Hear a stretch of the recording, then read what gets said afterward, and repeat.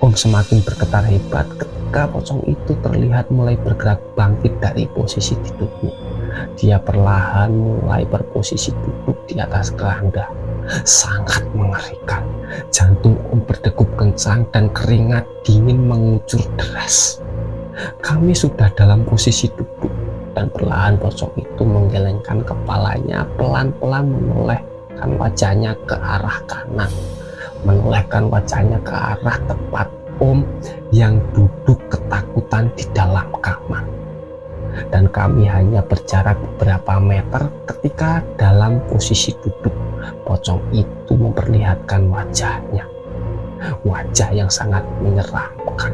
Dan di situ kami saling berpandangan, dan setelah itu penglihatan Om mulai kabur. Assalamualaikum warahmatullahi wabarakatuh. Halo semua sobat Cipta Cerita dimanapun kalian berada. Kembali lagi bersama saya Anto selaku announcer dari kisah horor Cipta Cerita Daily. Oh ya, bagi kalian yang baru gabung, kalian bisa bantu kami dengan menekan tombol subscribe agar channel kami semakin berkembang dan kami menjadi semakin bersemangat untuk membuat konten horor buat kalian. Dan bagi kalian yang sudah subscribe, kami doakan semoga kalian selalu dipanjangkan umurnya, diberi kesehatan selalu, dan dipermudah rezekinya. Amin. Oh ya, untuk cerita kali ini kami akan membagikan cerita kelanjutan yang kemarin ya, yang dimana setelah sudah hilang semua ketakutan dan rasa kaget, Wahyu akhirnya kembali menghidupkan motor. Dan alhamdulillah motor hidup kembali seperti semula. Setelah itu mereka melanjutkan perjalanan. Setelah semua kejadian itu, akhirnya Wahyu sangat pelan sekali dalam mengendarai sepeda motor karena dia masih merasa trauma dan ketakutan. Dan nggak sampai 15 menit kemudian, Om nyaris kaget dan terjatuh dari motor. Karena di situ Wahyu tiba-tiba ngerem mendadak.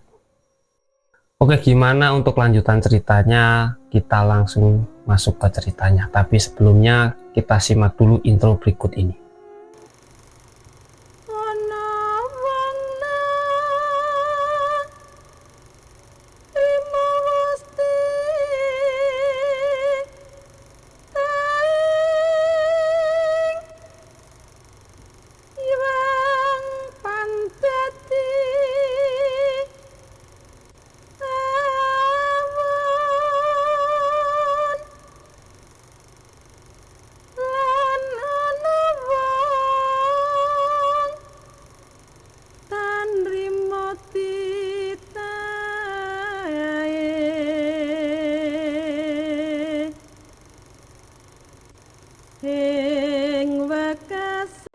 Allahu Akbar.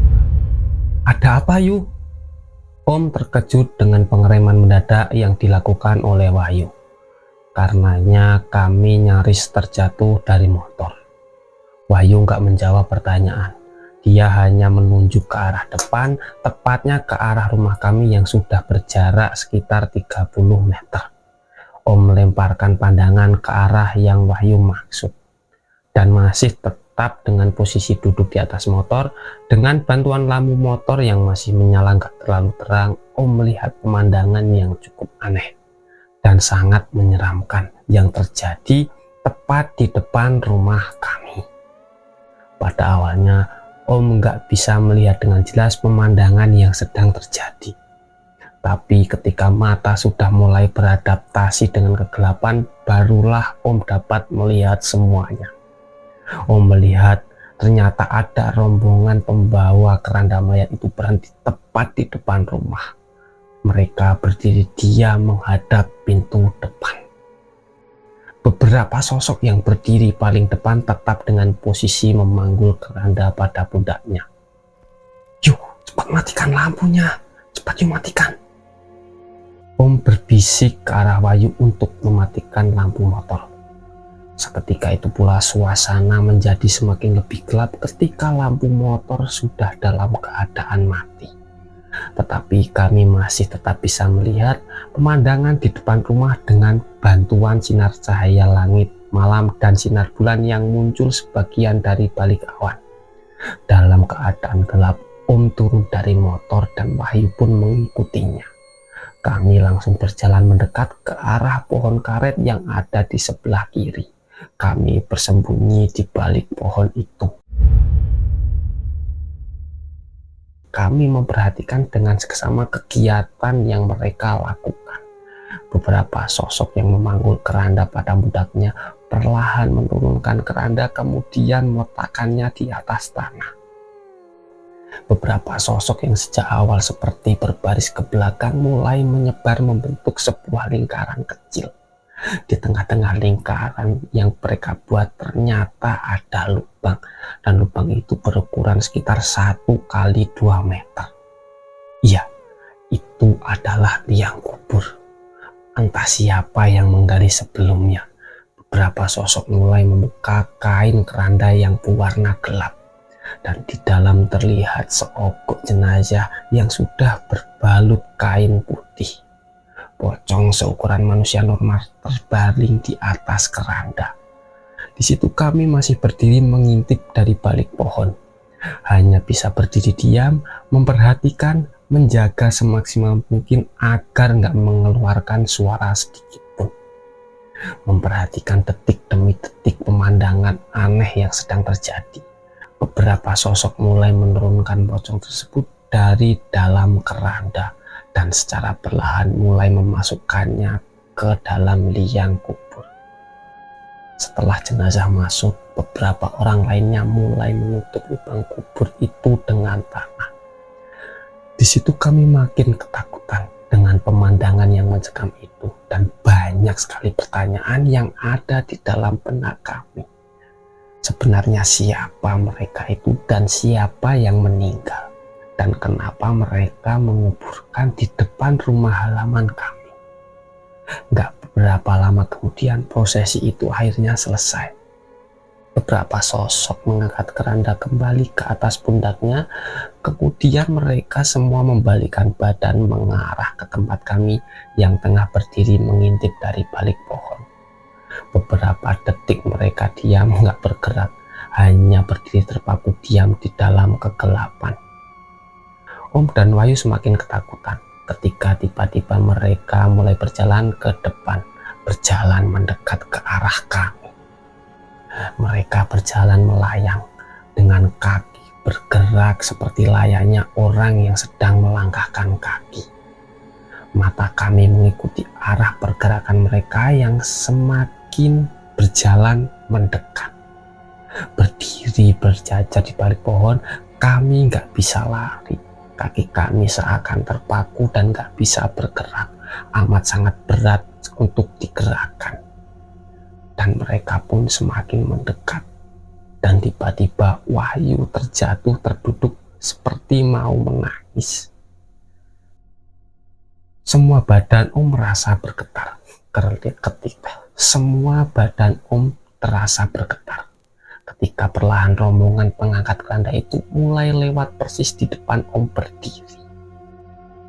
Di situ nggak ada angin yang bergerak dan nggak ada bau atau wangi sedikit pun. Dan yang pasti nggak ada suara sedikit pun ketika mereka melintas. Mereka berjalan dalam diam dengan wajah yang mengarah ke depan semuanya. Sekali lagi, Om hanya bisa berdiri diam ketika melihat mereka melintas. Jantung Om berdegup kencang dan sangat ketakutan. Kami hanya berjarak 3 meter. Dan beberapa detik peristiwa itu terjadi. Setelah mereka bergerak menjauh, mata Om tetap mengikuti pergerakan mereka yang kemudian perlahan menghilang dalam gelapnya perkebunan karet.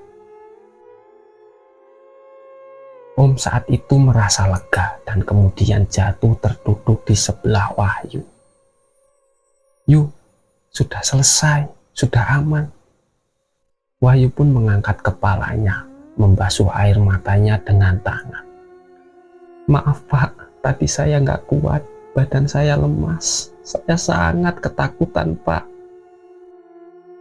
Kita kembali ke kota aja ya Pak. Saya nggak berani masuk ke rumah. Kita menginap di rumah teman saya saja." Om gak tega kalau harus memaksa Wahyu masuk ke dalam rumah.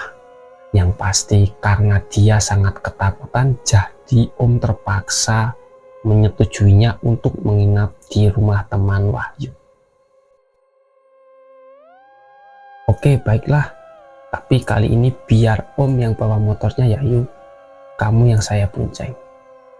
Dan Wahyu pun setuju. Kami langsung naik ke atas motor dan pergi meninggalkan tempat itu. Cukup kencang Om mengendarai motor dengan maksud agar cepat keluar dari perkebunan karet itu. Sekali mata Om melirik ke kaca spion, berharap nggak ada yang mengikuti kami dari belakang. Dan akhirnya setelah sekitar 1 jam perjalanan, kami sampai di kota dan langsung menuju ke tempat tinggal Wahyu. Kami menumpang di tempat itu. Keesokan paginya kami kembali pulang ke rumah. Ketika matahari baru saja terbit, kami sudah berada di atas motor. Sepagi mungkin kami berangkat supaya nggak terlambat sampai di perkebunan. Sinar mentari mulai menembus sela-sela pohon karet. Perlahan hangatnya mulai menyingkirkan kabut pagi, menyisakan embun di atas rerumputan.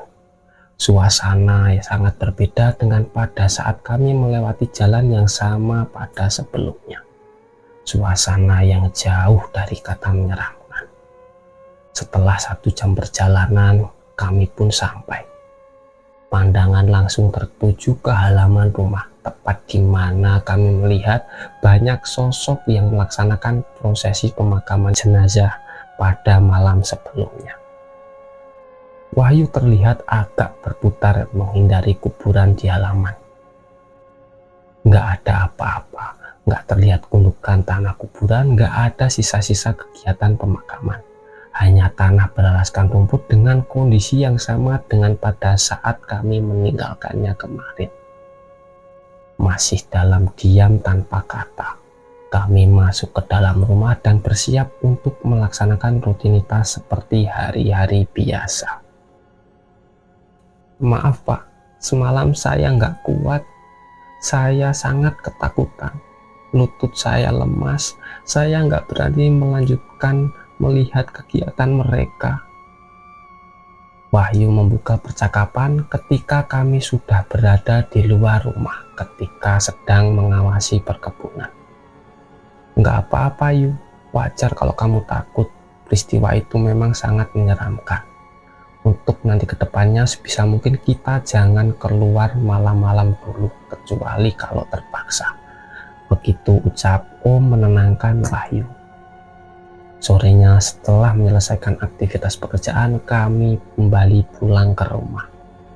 Dalam perjalanan, Wahyu sempat melontarkan ide agar kami kembali bermalam di kota lagi, di tempat tinggal temannya. Nggak usah Yu, kita bermalam di rumah saja. Rasa takut itu harus kita hadapi. Kalau menghindar, mau sampai kapan kita akan menghindar? Om coba memberi alasan agar kami tetap bermalam di rumah saja. Padahal di lubuk hati yang paling dalam, Om juga takut. Masih trauma dengan kejadian yang terjadi pada malam sebelumnya. Dan malam pun akhirnya tiba. Sekitar jam 8 malam, Om dan Wahyu sudah berada di dalam kamar. Ruang tengah kami biarkan terang benderang, lampu petromak sengaja dibiarkan menyala. Di dalam kamar kami berbincang banyak hal, tapi nggak sedikit pun membahas peristiwa yang terjadi malam kemarin. Kami mencoba sebisa mungkin mengalihkan pikiran takut yang masih berkecamuk di kepala masing-masing. Jam waktu itu sudah menunjukkan pukul 10 malam. Mata sudah sangat kantuk akibat kekurangan tidur pada malam sebelumnya.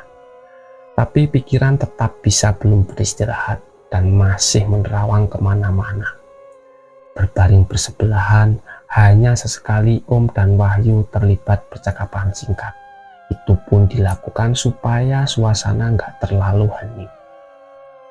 Om tahu perasaan Wahyu masih nggak enak, masih trauma dan masih merasa ketakutan untuk melewati malam-malam itu.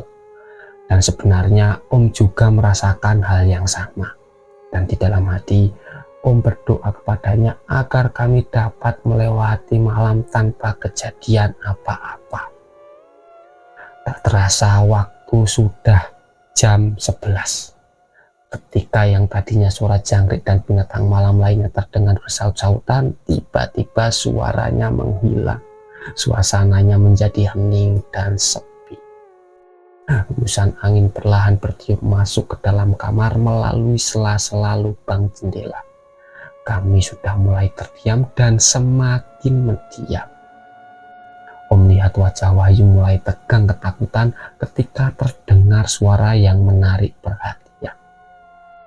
Srek, srek, srek.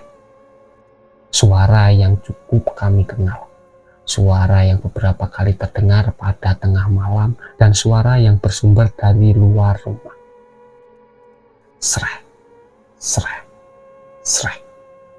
Suara nenek yang sedang menyapu menggunakan sapu lidi itu terdengar kembali. Kami hanya diam dan mendengarkan suara itu. Nggak ada niat sedikit pun untuk berdiri dan melihat keluar jendela. Kami tetap terbaring dan diam, walaupun nenek itu mulai mengeluarkan suara yang terdengar pelan. Dia tertawa ringkih di sela-sela suara sapunya yang menggeser tanah. Kami tetap diam, tidak bergerak dan membiarkan nenek itu beraktivitas di luar rumah dan berharap semoga kegiatannya cepat berhenti. Waktu sudah menunjukkan jam 12 lewat tengah malam. Alhamdulillah suara nenek sudah nggak terdengar lagi. Suasana menjadi hening dan seperti sedia kala. Suara jangkrik dan binatang malam sudah mulai terdengar kembali. Kami pun menjadi agak lega, beranggapan bahwa malam itu hanya ada sedikit gangguan dari nenek itu saja dan sudah selesai. Dan ternyata kami salah. Ini semua belum selesai. 5 menit menjelang jam 1 malam, tiba-tiba suasana menjadi hening kembali. Sangat sepi. Dan mulai terasa mencekam ketika suara lolongan anjing terdengar dari kejauhan. Lolongan anjing yang biasa menjadi pertanda akan kehadiran sesuatu. Om melihat kalau lampu petromak di tengah-tengah tiba-tiba mati. Kelihatan dari sela-sela lubang angin yang terletak di atas pintu kamar. Ruang tengah pun menjadi terlihat gelap. Pak, itu mungkin minyak tanahnya yang habis, makanya petromaknya mati. Wahyu berbisik dengan suara pelan memberi penjelasan dan mencoba menenangkan Om dan dirinya sendiri. Keadaan menjadi sangat sepi, semakin mencekam. Ketika suara lolongan anjing terdengar semakin sering intensitasnya dan semakin dekat terdengar jaraknya. Di tengah-tengah keheningan tiba-tiba terdengar suara. Suara yang terdengar seperti suara pintu yang bergeser terbuka perlahan. Di situ pun kami saling berpandangan. Mencoba menerka kira-kira pintu mana yang terbuka. Sepertinya itu pintu depan, Pak. Wahyu berbisik pelan. Di situ Om hanya diam dan gak menjawab apa-apa. Setelah suara pintu terdengar terbuka, berikutnya muncul suara yang lainnya. Terdengar seperti suara langkah kaki di ruang tengah. Langkah kaki yang terdengar bukan dari satu orang saja, tapi beberapa banyak orang. Diiringi dengan suara yang terdengar seperti batang besi yang bergeseran, kami semakin ketakutan. Gak ada nyali sedikit pun untuk membuka pintu dan melihat apa yang terjadi di ruang tengah. Dan tiba-tiba gagang pintu kamar bergerak perlahan, seperti ada yang mencoba membukanya dari luar.